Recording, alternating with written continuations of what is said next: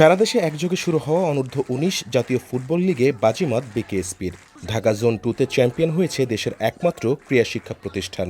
ফাইনালে নারায়ণগঞ্জ জেলাকে ২-০ গোলে হারিয়েছে তরুণ ক্যাডেটরা। কিশোরগঞ্জ, নরসিংদী ও গাজীপুর জেলাকে পেছনে ফেলে ফাইনালে পা রাখা বিকেএসপি শিরোপা নির্ধারণী ম্যাচে নিজেদের মাঠে আধিপত্য ধরে রাখে।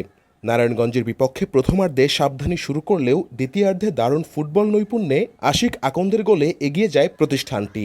ম্যাচের শেষ মিনিটে কাউসার ইসলামের আরও এক গোলে তারুণ্যের উৎসবের শুরুটা রাঙিয়ে শিরোপা ঘরে তোলে বিকেএসপি। ক্যাডেটদের এমন সাফল্যে উচ্ছ্বসিত বিকেএসপির মহাপরিচালক ব্রিগেডিয়ার জেনারেল মোহাম্মদ মনিরুল ইসলাম। টুর্নামেন্ট শেষে বিজয়ী দলের হাতে পুরস্কারও তুলে দেন প্রতিষ্ঠানটির মহাপরিচালক।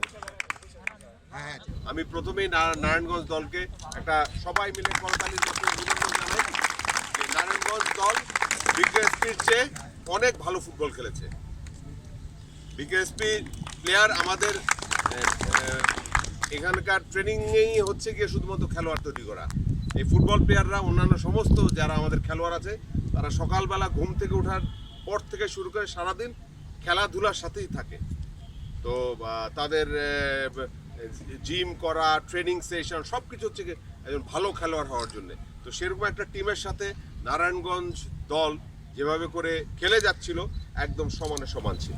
রানার্স আপ নারায়ণগঞ্জের হাতে পুরস্কার তুলে দেন বিকেএসপির পরিচালক প্রশিক্ষণ colonel Mahbud Hasan. Player of the tournament বিকেএসপির নাফিস তালুকদারকে পুরস্কার তুলে দেন প্রতিষ্ঠানটির উপপরিচালক প্রশিক্ষণ উজ্জ্বল চক্রবর্তী। বিকেএসপি সহ দেশের ৬৪ জেলার ১১টি ভেন্যুতে অনুষ্ঠিত হয়েছে এই প্রতিযোগিতা।